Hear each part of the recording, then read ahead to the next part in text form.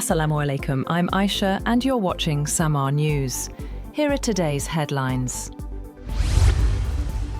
US President Donald Trump has said that if Iran shoots and violently kills peaceful protesters, the United States of America will come to their rescue. This follows the deaths of several people as Iran's biggest protests in 3 years over economic hardship turned violent across multiple provinces. The clashes between protesters and security forces mark a significant escalation in the unrest that has spread across the country since shopkeepers began protesting on Sunday over the government's handling of a sharp currency slide and rapidly rising prices. Several people have been killed during overnight unrest in Iran as protests over soaring inflation escalated into clashes with security forces. Iranian media and rights groups reported deaths in multiple cities, while authorities blamed violence on demonstrators and said dialogue would be offered alongside security measures. Canada's transport regulator has asked Air India to investigate an incident of a pilot who was removed from a plane before it was due to take off and found to be under the influence of alcohol. A person familiar with the matter said 2 breathalyzer tests conducted by Canadian police at Vancouver International Airport showed the pilot was unfit for duty. Air India said an alternate pilot was brought in to operate the flight.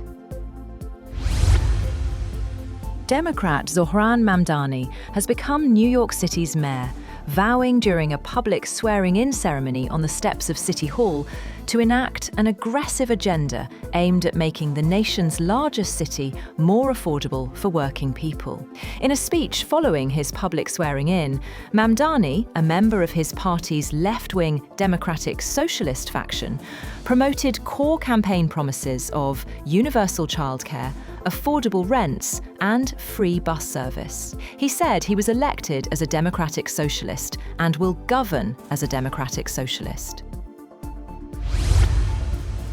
Venezuela's government has freed 88 more people detained after protests that followed the South American nation's July 2024 election, marking the second mass release in as many weeks amid US pressure on the government of President Nicolas Maduro.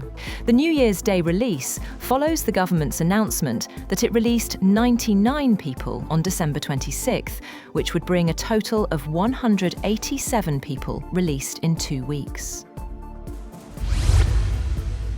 Russia and Ukraine accused each other of targeting civilians over the new year, with Moscow reporting a deadly strike on a hotel in territory it occupies in southern Ukraine, while Kyiv said there had been another broad attack on its power supplies.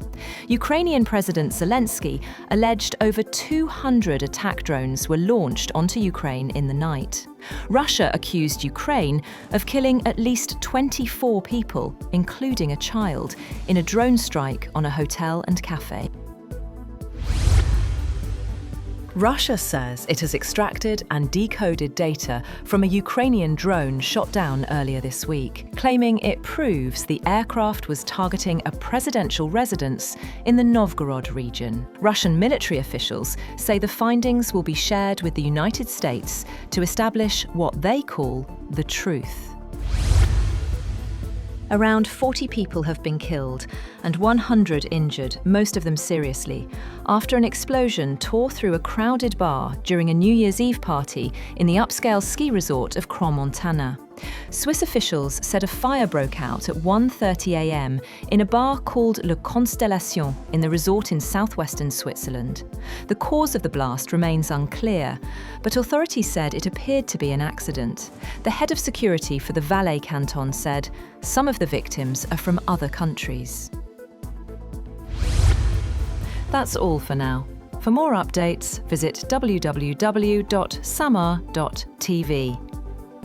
Thank you for watching Samar News.